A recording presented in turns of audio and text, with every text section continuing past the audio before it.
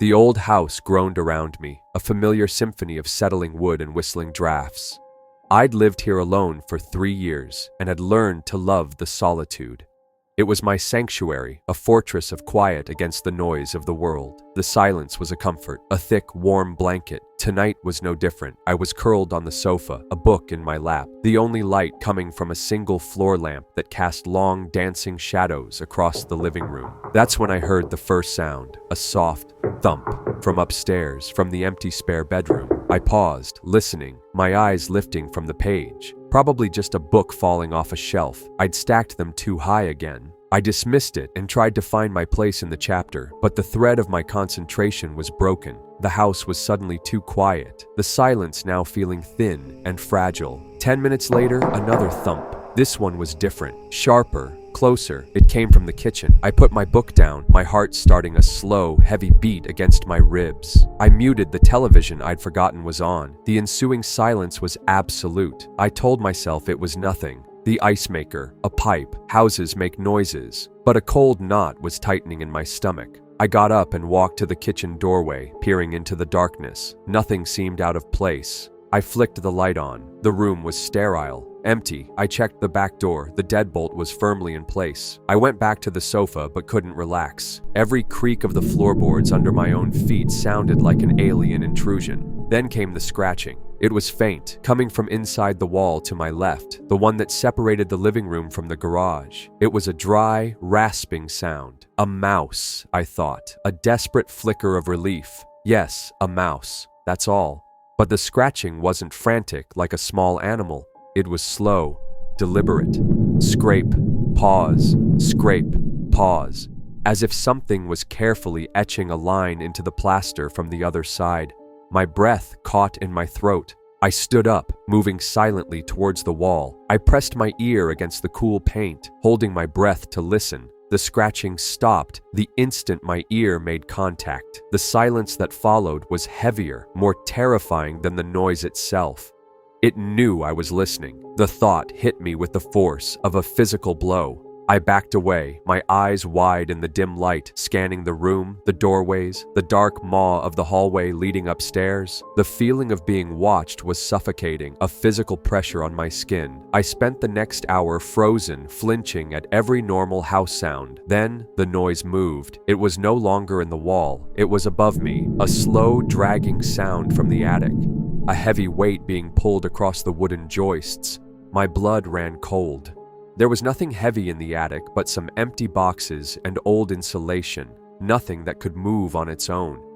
The dragging stopped directly over my head. A soft shower of dust motes rained down from the ceiling, illuminated in the lamplight. Then a single, distinct tap echoed from the attic floor, followed by another and another. Someone was up there, tapping on the floorboards patiently. I didn't scream. The sound had stolen my voice. I couldn't run. My legs were rooted to the spot. Where would I even go? The locks were all secure. I had checked them myself. Whatever was in my house hadn't broken in tonight. It had been here for a while. It wasn't trying to get in. It was already here. It was a part of the house. Now the tapping is a nightly ritual. Sometimes it's in the walls, sometimes the ceiling, sometimes the floor beneath my feet. I never know where it will come from. I don't sleep much anymore. I just sit in the dark and listen to my roommate moving around. I don't live alone. I just live with something I pray I never have to see.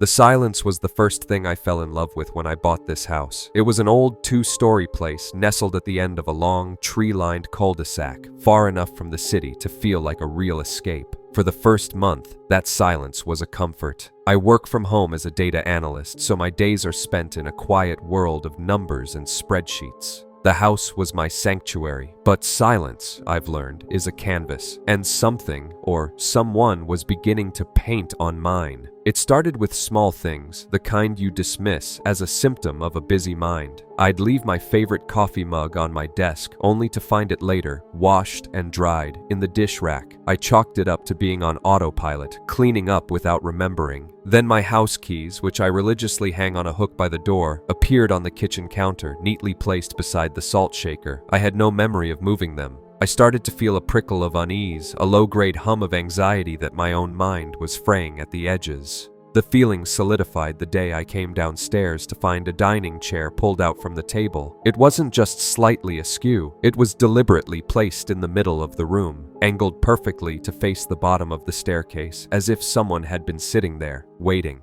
My blood ran cold. I live alone. I hadn't had guests in weeks. I pushed the chair back, my hand trembling slightly, the scraping sound on the hardwood floor feeling like a scream in the quiet house. I checked every lock, every window, all secure.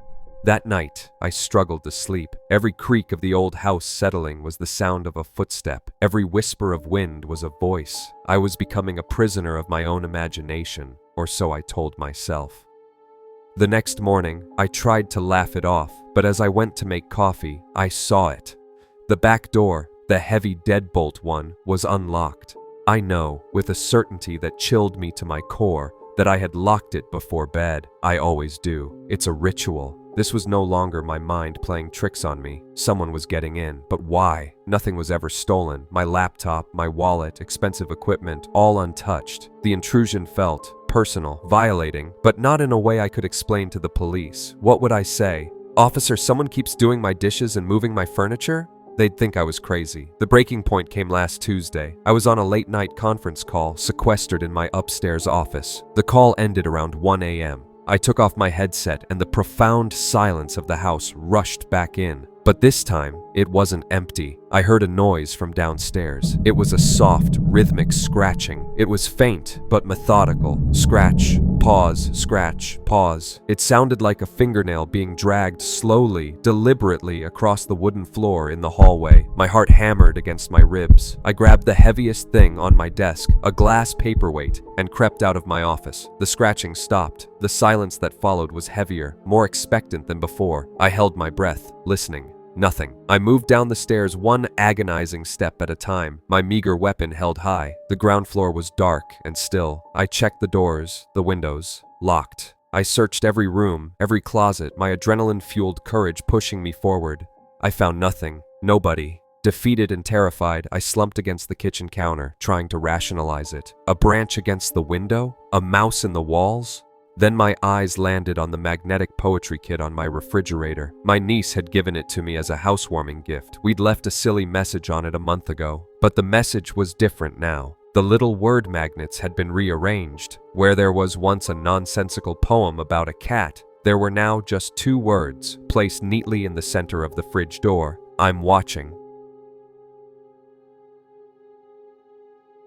The best part of living alone is the silence. Not an absence of sound, but a predictable, personal silence. It's the gentle hum of the refrigerator, the creak of the floorboards under my own weight, the distant rumble of the late-night train. These are my sounds. They form the quiet soundtrack of my life in this old 4th-floor apartment, and for 2 years they've been my comfort. But lately, the silence has started to feel different. It feels occupied. It started with a fork. I came home from work, exhausted, and went to grab one from the drawer for my takeout. There was a single, clean fork sitting in the dish drainer. I stared at it for a full minute. I distinctly remembered emptying the drainer that morning. Every last spoon, plate, and, yes, fork. I must have missed it. That's what I told myself. It was easier than considering the alternative. Then, a few days later, it was my thermostat. I keep it locked at 68 degrees, a precise temperature that keeps my bills down and my body comfortable. I came home to find it set to 72.